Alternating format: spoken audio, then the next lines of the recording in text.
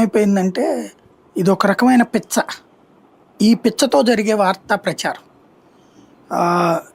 ఇప్పుడు ఈనాడు చదివాను, నాకు ఆశ్చర్యం వేసింది. వాళ్ళు ఏం పెట్టారంటే, కొలికిపూడి సంబంధం లేని సమాధానాలు చెప్పాడని తెలిసింది. ఇడెళ్ళి కూర్చున్నాడు అక్కడ, బాత్రూంలో ఉన్నాడా లేకపోతే సందులో ఉన్నాడా? అవతలోళ్ళు చెప్పారంటే వాళ్ళు క్రమశిక్షణ సంఘానికి పనికిరారు. దే షుడ్ రిమూవ్ ఫస్ట్, ఇంకొక కమిటీని వేయాలి. అట్లాంటి వ్యవహారాలు అంత అసహజమైన స్టేట్మెంట్ ఇచ్చినట్టు వాళ్ళు ఎవరు క్రమశిక్షణ సంఘానికి పనికిరారు.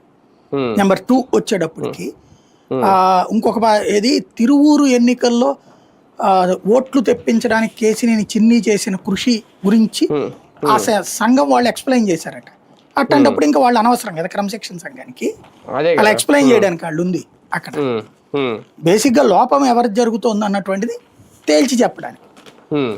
ఇంకోటి, కేసినేని శివనాథ్ చిన్ని గారు చెబితే తిరువూరులో ఓట్లు పడ్డాయా? ఆయన ఏమన్నా ఆకాశరావు అన్నా లేకపోతే మహాదేవుడా? ఆయన చెప్పగానే ఆంబు మబ్రబ దబ్రా అనగానే ఓట్లు వేసేయడానికి. తెలుగుదేశం ఓట్లు కేసినేని చిన్ని మూలంగా రావడం ఏంటి? కేసినేని చిన్నికి తిరువూరులో వచ్చిన ఓట్లు ఇతని వల్ల వచ్చినట్టు. ఎందుకంటే 20 ఏళ్లుగా తెలుగుదేశం ఓడిపోయిన సీట్, 20 ఏళ్లుగా.